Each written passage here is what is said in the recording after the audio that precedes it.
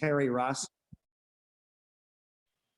The meeting is now being recorded. So as I understand it, John, correct me if I'm wrong, Emily, if you don't want to be part of the official meeting recorded, you can mute and or turn your video off. So with that, again, thank you all for joining us. Happy holidays. We're really pleased to present Bridging Cultures, helping connect US retirees and returning Hispanics living in Mexico. If you heard any of Edgar's sort of unauthorized preview just now, he was pointing out that there are a lot of cultural differences, but probably most importantly, there are a lot of shared interests between these two very distinct groups, which we hope to become less distinct. He's also going to focus a lot, as I understand it, on how some news outlets are expanding media coverage of both groups. And as Didi would say, I'm reading right off the screen here, so you can read it too. And then political implications for the 2022 midterms, and even beyond that, because this is obviously sort of our version in Mexico in some ways of a demographic shift that's taking place in the US. So before we dive in, I do want to introduce Edgar and give you a little more background about all the incredible things that he does. So Edgar López is a content creator. He currently lives in Mexico City, and he gave me this long list of places he's lived across the world or around the world. I didn't list it here because it's too long. So I saved some characters there. He is a multi-talented, multilingual audiovisual writer, editor, producer. He's the whole package. He's currently the producer of The Gringo Show, and he can talk more about that later. It's a news and comedy video program. I kind of think of it as being sort of like SNL, Saturday Night Live, the weekend news update. That's how I kind of experience it. He may have a whole different take, but it's a news and comedy program, daily show, what have you, aimed at the audiences we were just talking about. So retirees, I'm gonna call them US retirees, or colloquially, gringo retirees. I think that covers a lot of ground, but in any event. And then, as we just mentioned, the folks that have returned from Mexico, they originally were living in Mexico, sorry, returned from the US. So those two bicultural audiences. Edgar also, and I didn't list this whole thing either, is many things to Democrats abroad. So we really, really appreciate him being here. I know he's so busy. But Vice Chair of Democrats Abroad Mexico City, and also, and correct me if I'm wrong here, Edgar, but Vice Chair of Democrats Abroad Hispanic Caucus. And right. For those of you that don't know, we have several caucuses: Women's Caucus, Progressive Caucus, LGBT Caucus. There's, I think, 10 now. There's several that are in formation. So he does that as well as all the global social media. I have no idea how he does it. I'm in awe, but there you go. So just please give a warm welcome. You don't have to necessarily clap or cheer, but to Edgar López. So let me Thank you. Welcome. Thank you very much to everyone. I'm stopping sharing, and so. Well, I'm going to share my screen then. Just a second. There we go. Yes, so we are terming this presentation, this little chat really is, it is about bridging cultures. We all know the US culture and the Mexican culture, and we are very familiar with media on both sides of the border. It is a pretty interesting feature of US media that, since historically has been geographically separated from the rest of the world, and because it is so big and there's so much happening in the United States, the US media tends to be very self-contained, very self-referential. And yeah, there's information from the rest of the world, but there's so much happening in the United States that little from other places gets across to most of the culture. As opposed to, for example, the European media. And the European media, what happens in the United States is featured very prominently in all of the media. The same thing happens in Mexico, because the United States is so important to Mexico. Here in Mexico, we do have a lot of US news and features in the culture. However, there's much more than two separate cultures in between Mexico and the United States. If we look at the migration currents that happening between Mexico and the United States, and they have been happening for thousands of years, really, since people came through the Bering Strait down to Mexico, and then with the Second World War and the development of the post-war economy in Mexico, it increased the migration from Mexico to the United States. And I think that what we have now is two very distinct migratory currents. On the one hand is what some people, what we are used to calling the US expats, expatriates, migrants, people who retire or for professional reasons or academic reasons come to Mexico and live here and reside after having grown up in the United States. This having grown up in the United States allows them to speak well English, to be familiar with what citizenship means to them and to the culture at large, and even with voting. They are generally the target of Democrats abroad when we try to get people, US citizens, here to vote. But there's another cycle of migration that is and has been very, very important across generations and generations. And those are generally blue-collar families generally from Mexico, who move, whole or some of their members move to the United States, and for a number of reasons, because of family reasons, because they are deported, because they come back to invest in Mexico for whatever reason.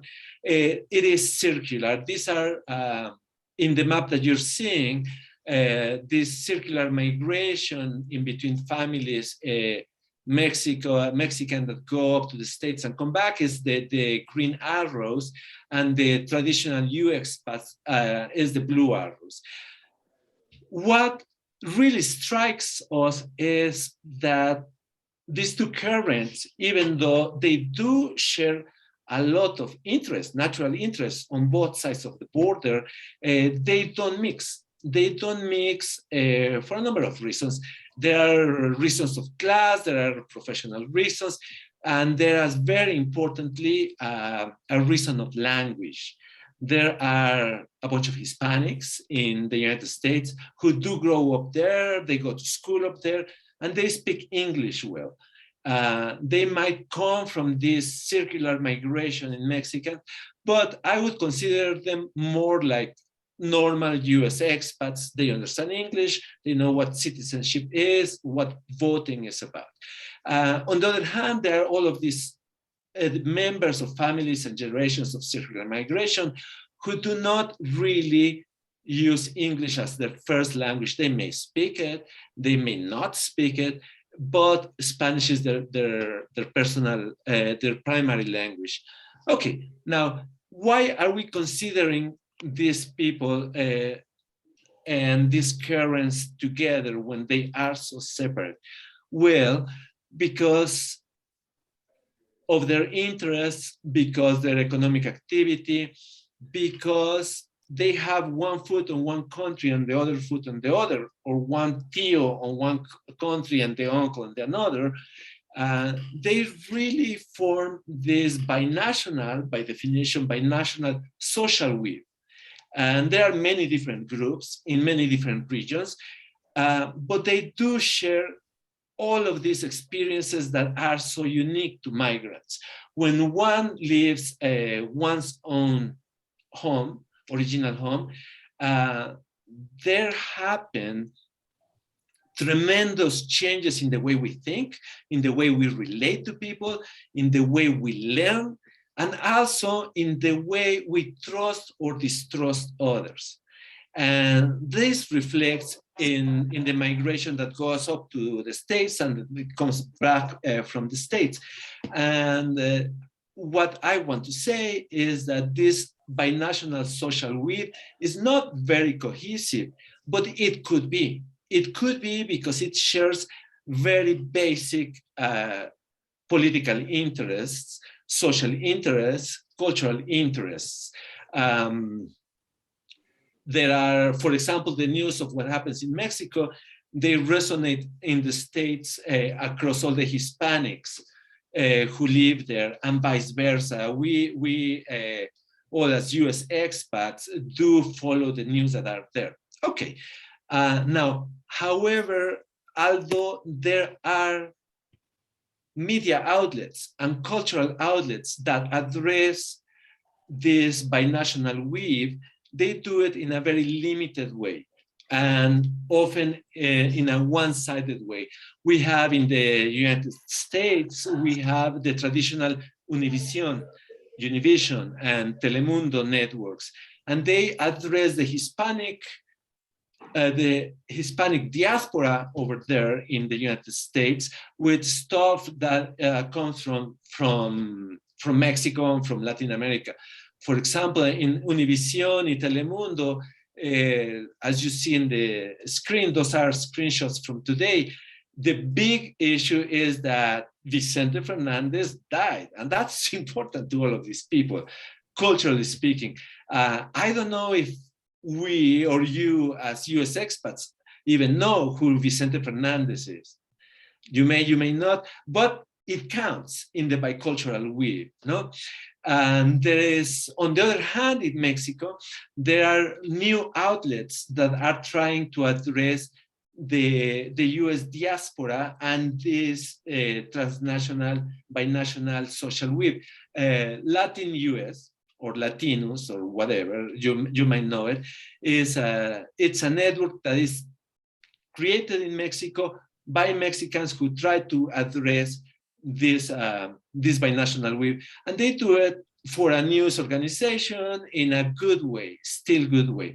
But if you see all of the coverage of it, if you follow them, it really is just a Mexican news organization that is not asking the US expats or the professionals or the students what it is that their interests in Mexico, what they care about, how they would like for things to be different, or what is that they contribute to the culture. And then therefore that's very limited in Mexico. We have in the United States also NPR.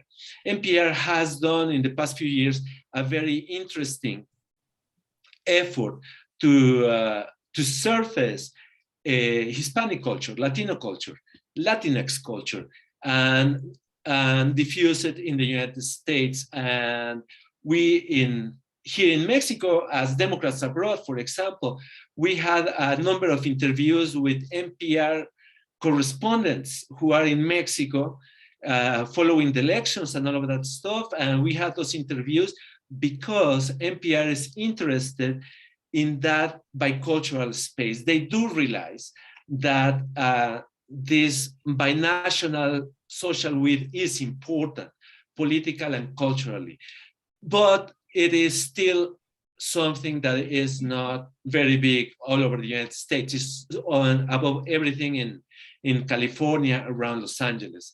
So this is what happens now, what we have, what is available in terms of cultural outlets. And what I am thinking, or what I would like to say, is there is an opportunity for addressing all of this binational social web, the two different currents, and treat them as a cultural reality that exists in between the United States and Mexico, and that politically and culturally has a future that has not been examined. Now, there are serious obstacles in to do that. No, there are very, very serious and real obstacles to address all of this binational with together. The first one is like, well, some of them speak in Spanish and not in English, and some of them speak in English and not in Spanish. And there's all of the people in between whose Spanish or English are not completely fluent. So that's one obstacle, but it's not an unsurmountable obstacle. If you look at cultural production in Canada, they do try to produce and create both in French and English, and they do manage. It happens in Europe, and I think that we could get used in Mexico to having English and Spanish side by side, or subtitles on whoever is speaking Spanish, and then subtitles on whoever is speaking in English. We can do that. It is an obstacle, but we can do it. So when we think about this, when we think that all of this binational migrant weed has interests that touch both governments in both parts of the border, it touches the culture, the music, it touches the news, it touches everything. They pay taxes on both parts. They, although they don't touch each other, they really ought to, they really should, because it would be much easier for them to protect the interests that they have shared if they work as a single political force. And one example of this is what we try to do for Hispanics in the United States. For example, Democrats Abroad Mexico, all of the expats here are already trying to protect the voting rights of Hispanic families in Mexico. We are also trying to reach out to Hispanic families who primarily speak Spanish and tell them, hey, among all of the members of your family who are US citizens, you could be a force in the United States, even if you live in Mexico. Your vote affects all of your family and all of your neighbors who come from your town in Mexico and live in the United States. Your vote can help them. In that same way, I think in the future, it should be clear to all of these Hispanics who learn to live in another country, who learn to assimilate, who learn to negotiate cultures, who learn that having one foot on one side and another foot on the other side is hard. And they ought to realize that the US expats, the retirees, the students, the workers who come here to work in Mexico, they have the same problems. And I would say, for example, US expats, as in other countries who are advanced, should be considered eligible to vote in Mexican elections, in local elections, maybe in federal elections. And I know that this is very far from what would happen, but we could get to that. If we manage to bridge these cultures, we can achieve something that would improve the understanding of how people from one country see the people of the other country and help each other and their emigres on both sides be better and push both cultures forward in a more progressive way. That would take decades, I am sure, but I think that we are well placed to start producing culture that, from a news perspective, from a theater perspective, from a movie perspective, on the radio or in music, talks about the migrant experience and how we share these interests. I have noticed, I don't know if you have seen, for example, there's a lot of new music with Hispanic roots that is being produced in California, around Arizona, and they speak about all of this, the être, the being migrant, and how it happens there and here. I've seen movies that address this thing. I have not seen movies in the States that address the experience of US people moving to the United States, but I think that there should be. And I think that these cultural expressions are important, first to make a portrait of how we live on the other side or across sides, and then important to, once they sensitize people to those realities, to make people more amenable to working together, to understanding each other, and to take each other beyond what we have. There is that niche, there is that opportunity. Now, having realized this opportunity, I work in one show. It is a comedy show. It's called The Gringo Show. It is produced in Mexico City. And the basic idea is precisely this one of addressing the migrant by national will. How do we do it? It is a comedy news show, the way SNL does it, or the way Bill Maher or Stephen Colbert do it, Trevor Noah. This is typical in the United States, but it is missing in Mexico, which is basically that amazingly strong combination of news and comedy. The news to put forward the bullshit, and the comedy to talk about, to take the mask away from all the bullshit that we get in the news. I'm going to play some clips to you about it, but basically, this, I'm going to tell you, this is a show that we produce here in Mexico City. The talk host is Dan DeFossi. He's a New Yorker. He's a New Yorker by birth and growth. He moved to Mexico, and he's an entrepreneur here. He has a chain of restaurants. Probably some of you know them here as the Pinche Gringo restaurants. And he is interested in producing culture. And he's the talk show of this host. I am the producer. And what we are trying to do is explore this binational space and trying to push it forward. Make it clearer for US retirees, for workers, what it is that happens in Mexico. Because one thing that we have noticed is that there's so much information coming on in the United States that you have to keep up with as a US retiree, but there's also so much media being produced in Spanish about Mexico that most retirees don't follow, because it is in Spanish and because it is a lot and because they don't know what's happened.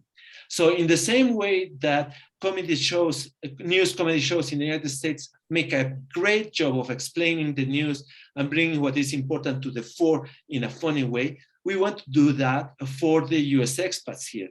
And we want to move to address also the Hispanics who are on the other side. We will need to grow, and we will need more resources to do this, but this is what we're trying to do. Currently, the show is being produced. We produce it, and then we post it in social media, Facebook, YouTube, Instagram. But the idea is that we're going to try to sell this show to a Mexican network.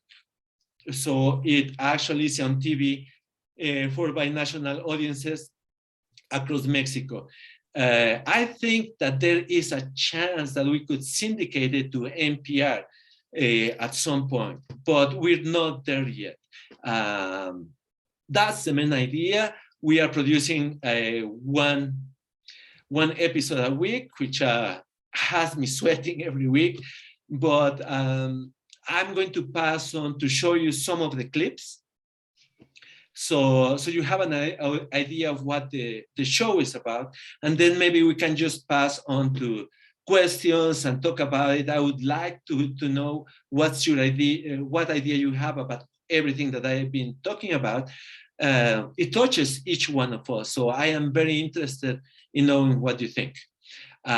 So with that, I am going to pass to the clips.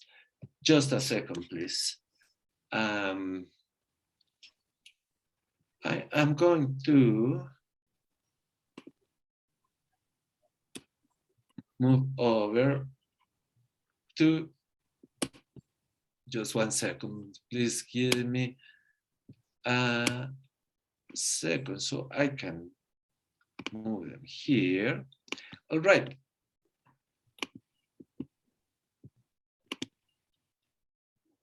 Excellent. Tell me if you can see the video.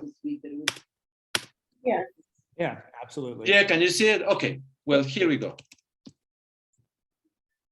So it shows several very short clips. Here we go on the first one. The government announced this week that it was giving $3.5 billion as a bailout to the government of Pemex to shore up its finances, as it has incurred massive debt due to large payouts to its executives, mismanagement, corruption, and inefficiency. Think about it, $3.5 billion. I think that can be used up to buy the entire population of Mexico 26 sopes, or huaraches, or pambazos, or even michotes. That's the first one. Do you know what happens when you have a warm can of soda that's been shaken and shaken and shaken, and then you open it and it explodes everywhere? Well, that's what's happening here in this country right now. The Mexico City government is reporting a 95% full vaccination rate of its adults 18 years and over, making it the capital city with the highest rate of vaccination in the world. And that's just really impressive because we're used to in our city just being ridiculed and shamed. It's violent, it's this and that. It's like someone saying like, Dan, you're so skinny. And you're like, no, it's not true. I'm fatty, fat, fat, fat, fat. The talk of the town last week was the Three Amigos Summit, the dialogue between the leaders of the US, Mexico, and Canada about issues pressing the three countries. The Gringo Show was not invited to cover the summit. I have no idea why. I mean, we're the premier stop for news about the trilateral relationship, but don't worry, we have a reenactment of what we think happened behind closed doors. Take a look. My little buttercup has the sweetest smile.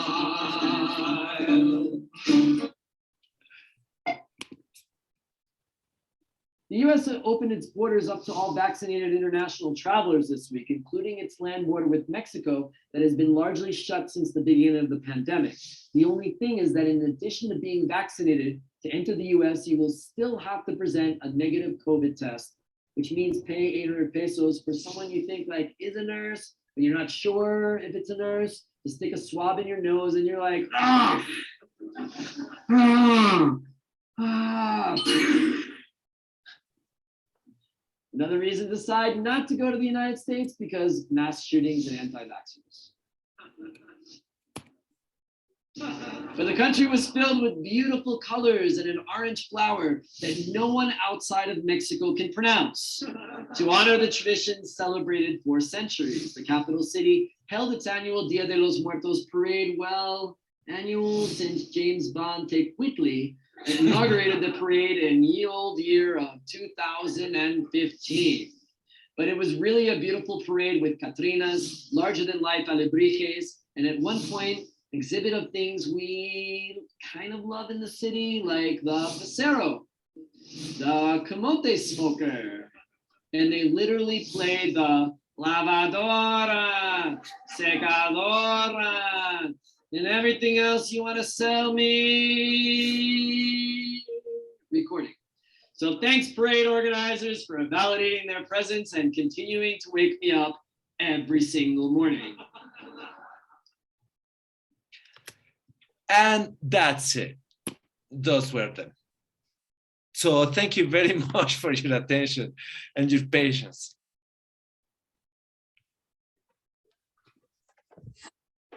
Well, I just want to leap in here, Edgar, and say that I don't consume enough SNL and that kind of thing like I used to in the US. This will be my substitute. Great. I'm glad. Plus, I get to learn more Spanish words, and I need that a lot for my Spanish class. So, That's the point. Yeah. Well, I hope you get to see it. I'll drop in the chat the links to it. please do. Super. Anyone Yes. else? Thoughts? Ideas? May I? Yes. Jump please. in. Yeah, I'd like, yes, Edgar, apart from introducing us to a new way of thinking here with the Gringo Show, you've raised 2 points, which I wanted to just comment on. One of them is the difference between European press and how it covers US and vice versa, and also about the voting.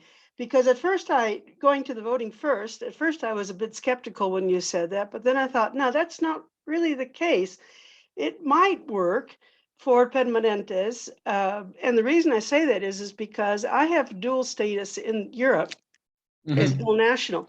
Now, as European Union, I'm allowed to vote in all the general elections, but I'm not Italian, so I don't get to vote in the Italian elections, but I do get to vote in the general elections. So if the certain voting could be identified as inclusive of the concept of a residency, which I think the Democrats abroad taxation would be very happy to hear about this too. That could work because it might mean that certain types of elections, people with a permanente status could vote. So that is a consideration. The other is that in Europe, we're blessed with, at least in recent years, we're blessed with free digital television satellite that covers the whole of Europe, which is, of course, still smaller than the United States and Canada combined, with 5 different time zones. So whether you like it or not, you're getting other languages. And Europeans, all generally speaking, speak sometimes 1 to 5 languages. So there is much more of an acceptance by language, and therefore more of an acceptance of following the news of other countries. And the other, of course, is that CNN International, which of course here in Mexico is also in Spanish, is very powerful and so much better than the US CNN version. And that's something that you can only get here if you have telecable. So I find that there's a couple of little loopholes here that could be really seriously considered to bridge some of that gap. If CNN International and CNN Spanish was available to us through regular television, and I must say I haven't really fully explored that, but that would be certainly one way to get some international news. Nobody else in the US cares or tries. It's very US centric, which was the word you didn't use, you were implying, but I have found that principally speaking, there is such an understanding or lack of understanding that there's anything that exists outside of the US, that it also shelters individuals from even knowing themselves. So those are my 2 points that I wanted to raise. Thank you. Anyone else? Eric? Yeah, I have a question. Go ahead. I'm just a little bit unsure. When you talk about the Mexican migrants that are groups are going back and forth, are these mostly people who are Mexican citizens or US citizens? They have green cards, or what is the status, their political status, or their that's not the right word, but Yeah, it is complicated. Let me tell you, I could have said Hispanics, but I didn't, because among the Hispanics that do go to school over there, that do learn to speak in English and are familiar with citizenship, it is not so important that they are Hispanics. They are simply US citizens. And that's why I didn't use Hispanics, because they are just regular part of the culture. What I am using is members of families who have migrated back and forth. Some of them were born in the United States, and whether they speak English or not, they do have a right to vote. Some of them were never citizens, but they live there, they have the migrant experience, and some of them do have visas, no, for one reason or another. So the political not the political, the official status changes, but what I think is the reality is that they belong to these communities, Mexican communities, who for generations have sent their members up to the United States, and members from there, they established communities there because, like, you know, the residents from Tonancingo here in Mexico go to X place in the United States, and they establish an enclave full of people from Tonancingo over there. And then they establish these sister cities that they actually have a lot of neighborly and familial links. So it is not clear what they are, but they are part of this binational web. And it is important that we realize that those migrants with that, even the ones who are deported, and us as migrants, I migrated through a bunch of countries everywhere. And you do realize that the people who are opposed to migration, mostly the people who really can't stand migrants, the people who are farthest to the right, are people who never left their country. And that means that all of these migrants in the United States and Mexico, from one side or the other, will have an easier time understanding where the other comes from than people in Mexico or the United States who never moved away from their towns, and who are, you know, in the US are like the southern border Trumpists who don't want anyone who's brown to come around. And in Mexico, we do have a lot of localist people. I don't know if you are aware, but for generations since the 1950s, 1960s, all of those Mexicans who went to the United States and then came back carried a stigma. Mexicans treated them badly. Mm. It has happened to me when I came back to Mexico City that people hate me and treat me badly because I have a different accent and I dress differently. You know? So there really is much more to share between those deported migrants who went up to pick up fruit and ourselves than all of those other people who just hate migrants because they never move away from where they are. Mm-hmm. That's what I see.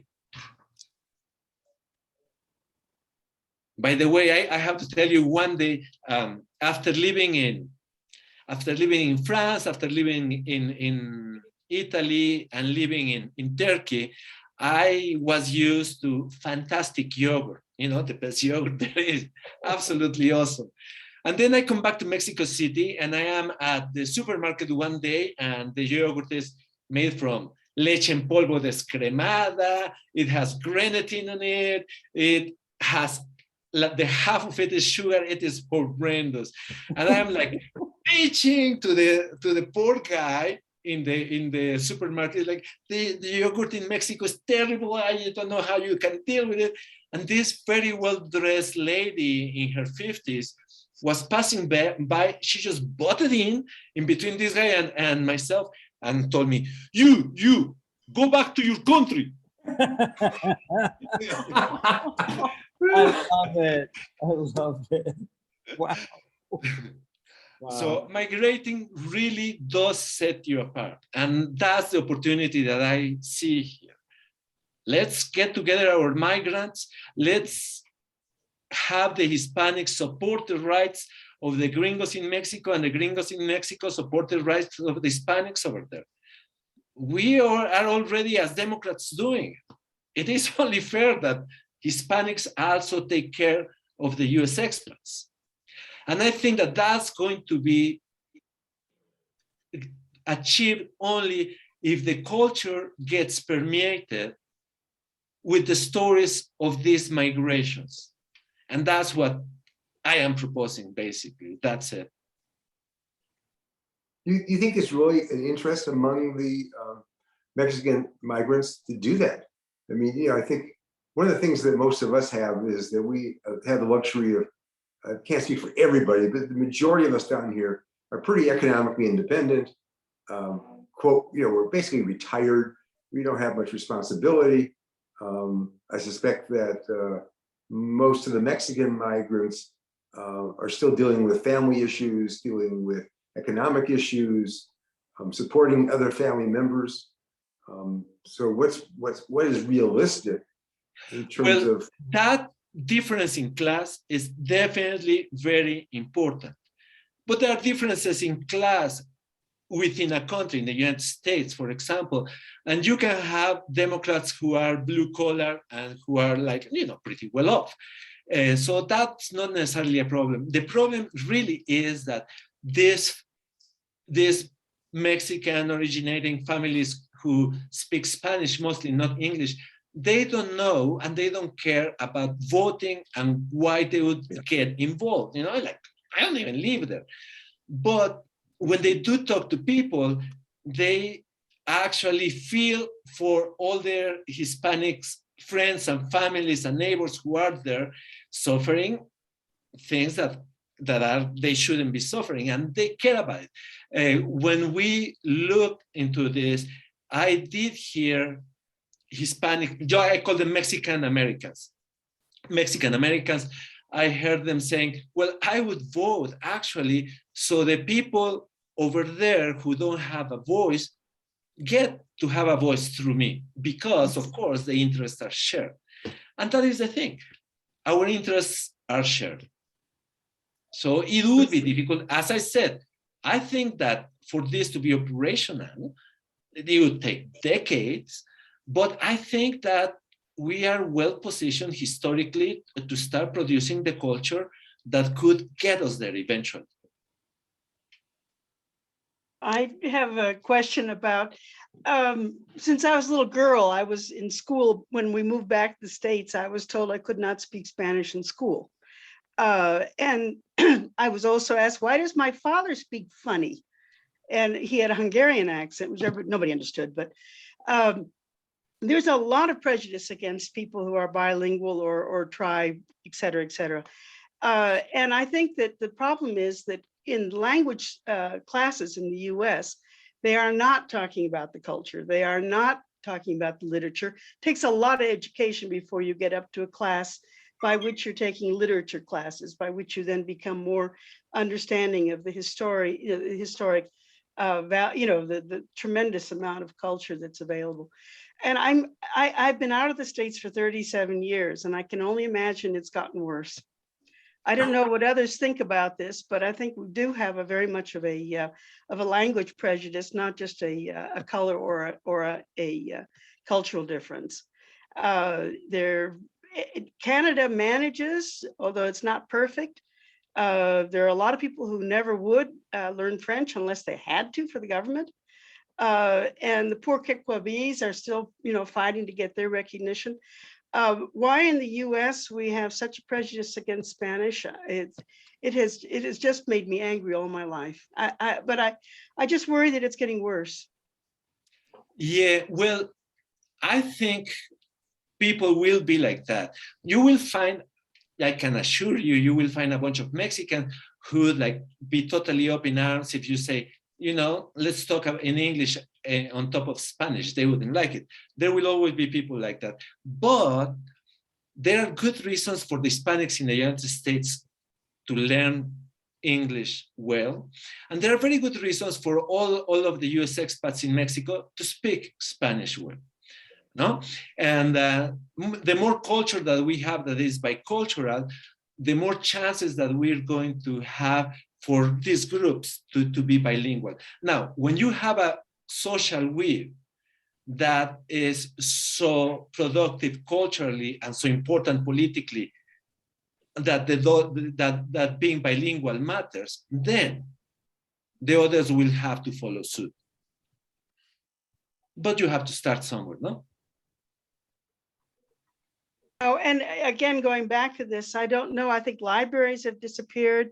It used to be that in the library you could always you could have some, connection with another book in another language.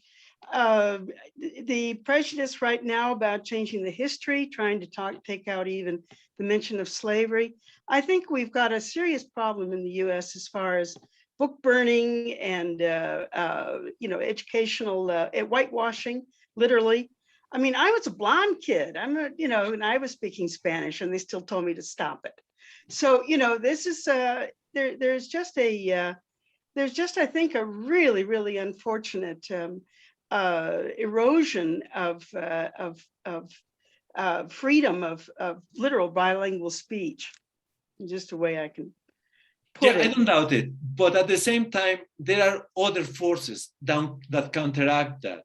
I like listening to, I don't know if you hear KCRW, the NPR, and they have it looks like half of their DJs are Hispanic, and they play a lot of really good music made in the United States with Mexican roots, and it's new culture, or it's in Spanish, or it's in English, or it's bicultural, and it's awesome. It is awesome.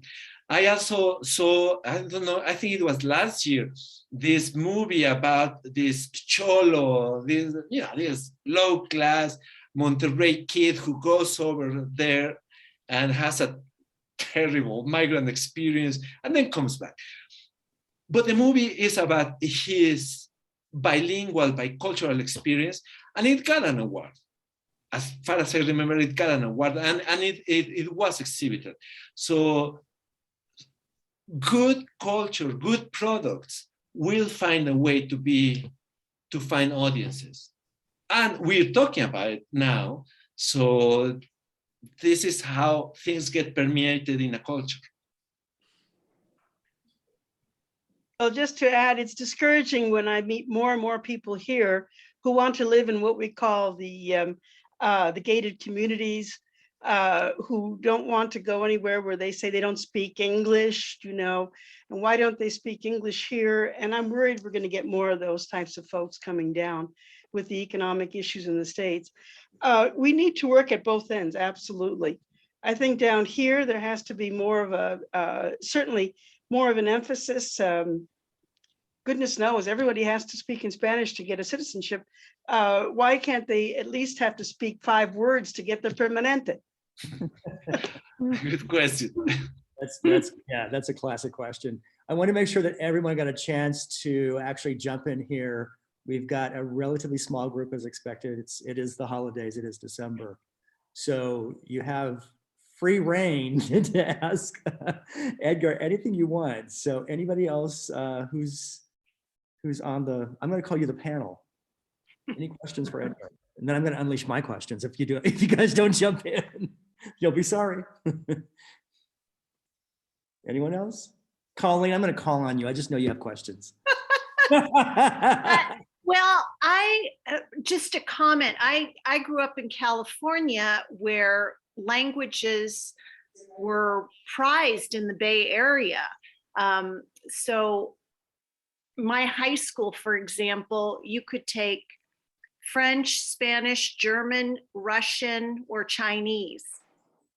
And I became a bilingual teacher, bicultural teacher, and it was very much prized to have bilingual education through the 80s, and then the whole start of English only and got rid of bilingual education in California happened, and that was a real shame because it's such a necessary skill for people in California to speak more than English. So it's just, I agree with Ilona that we need to make sure we're not isolating ourselves as Americans and we embrace other languages and cultures. So that's my comment.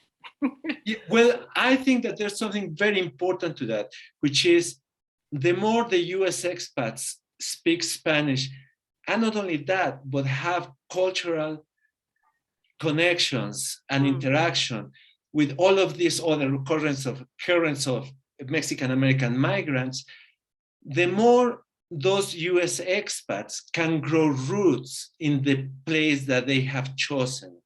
And like I said, I am a serial migrant. I lived in all of these countries. And as much as it is valuable and beautiful to experience those cultures, you can never really get into them until you start functioning in work or in school with the people of that culture in their language. Exactly. I was fortunate to have parents that really valued that, and they sent us away. I lived in Mexico City as a teenager. Wow. I got sent to live with the family. So, I mean, that was just invaluable. And that's just a certain class that can afford to send their kids away. Or to go, you know, experience something different. So I live in a non-gated community here for that reason. I don't want to be in a gringo community. I'm here in Mexico. Yeah, well, there are good reasons for enclaves everywhere where there are migrants, no? Sure. But there are also very good reasons to get out of them, to explore out of them. Mhm. Yeah. Now, the advantages of, for example, in Washington, D.C., there is a very tight community of people from El Salvador, no? And so it would be awesome to just go and eat pupusas there all the time. It's good that they have that. Yes. Any other question? Anybody Yeah. else? I would love it if there's anybody else who has a question. I'm going to jump in here. Can you help? Can you talk about dual nationals for a second? Those folks that have both citizenship in the U.S. as well as in Mexico. Can you paint a portrait or a picture for us? I don't know how many subgroups there are, because obviously dual nationals is a huge umbrella, but like the top 3 groups and what their interests. Really, this is this is very much a 2022 midterm question.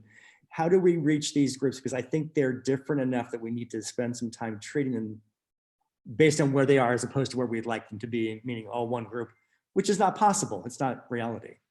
Right, right.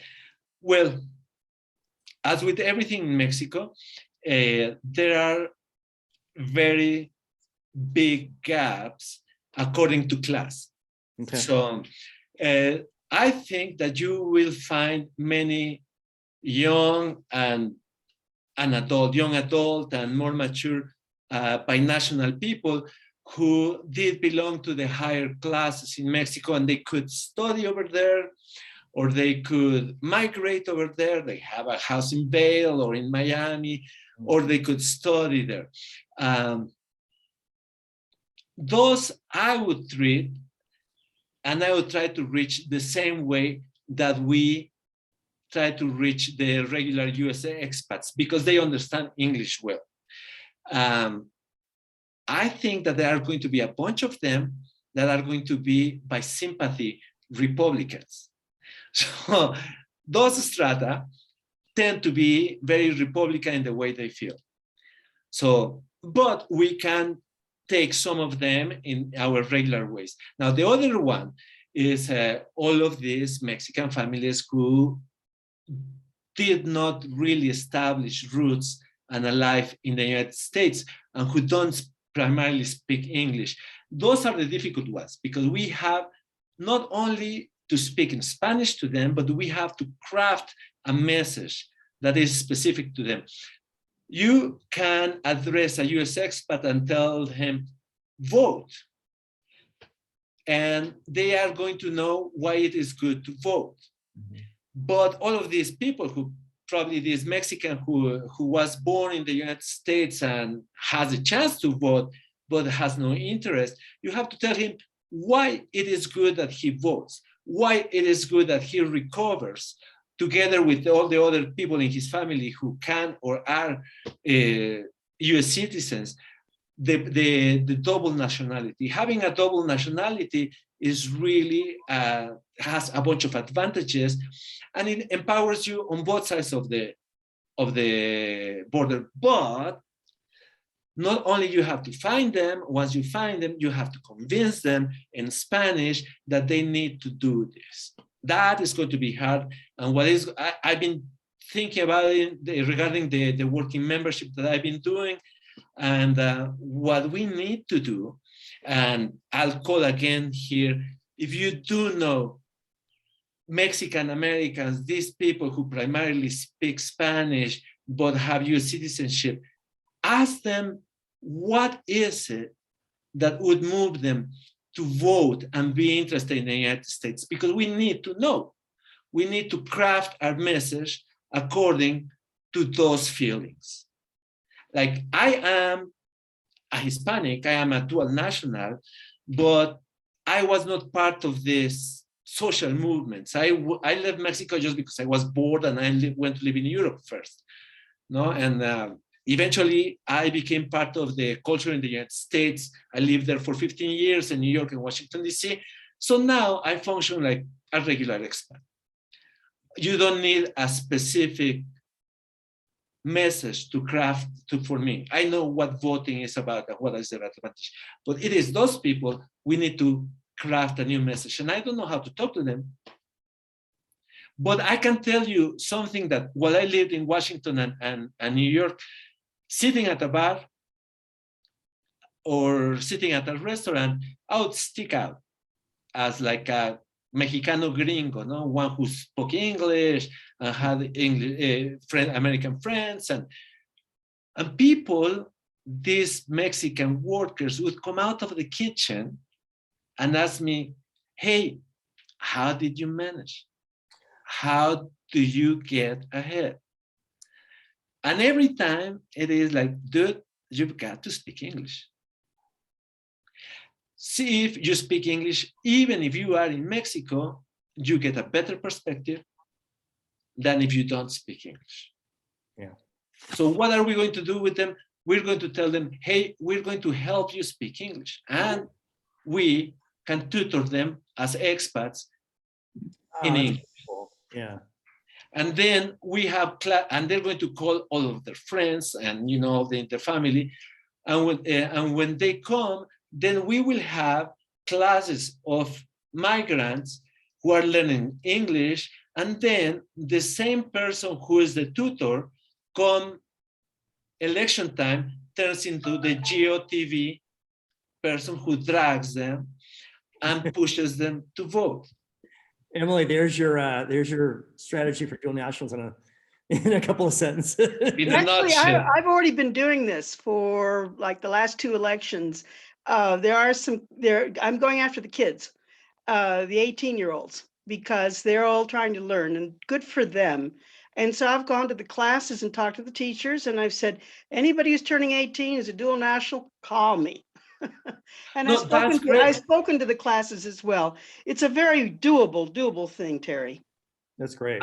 And it's not only helpful in the way that we're speaking, but it gives Democrats abroad and the tutors who actually go and do that, it gives them roots. It gives us grassroots in the communities. And that opens up a whole bunch of other possibilities. Yeah, it's really beautiful. All right. Well, So yeah, anyone that's else? One last chance, because we're at 5 o'clock and we might actually end sort of on time. We never do, but this time we might. Our holiday gift to you. So, no one else? All right. Well, you've been incredible, Edgar. Much more to be discussed. Thank you so much for taking time out. I know you're extremely busy. You're amazing.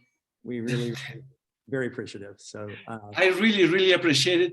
Thanks to you, all of you, for your patience and showing up. And well, this is work that we have to do. Yeah. I believe that marginally we can push history in the right direction.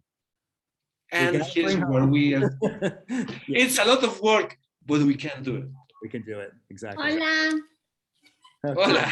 Adiós, gracias. Thank you very much. Igualmente. Thank you all very much. Thanks to John for recording. Thanks to everyone else who attended. And just a quick note before we sign off, I'm going to miss John. I'm going to miss Emily. Yeah. Please share all of your links, Edgar.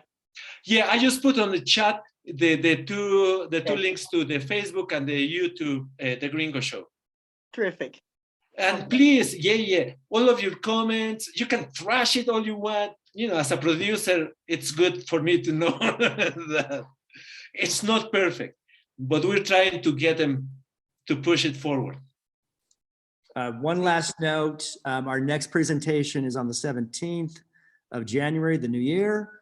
So mark your calendar. It's always, almost always Mondays, third Monday in the new year. And Okay. more to come on getting vote ready. And last but not least, where did I go? There we go. If you're not a member and you joined us today, thank you so much for doing that. We would love to have you become a member. So sign up. I will put I'll leave up the window for a couple more minutes, but I'll put the join information in the chat box. All right. And that does it. For real does it. Thank you. Have a good one. Watch Edgar. Happy holidays, Everybody. everybody. Happy holidays. Happy holidays, everybody.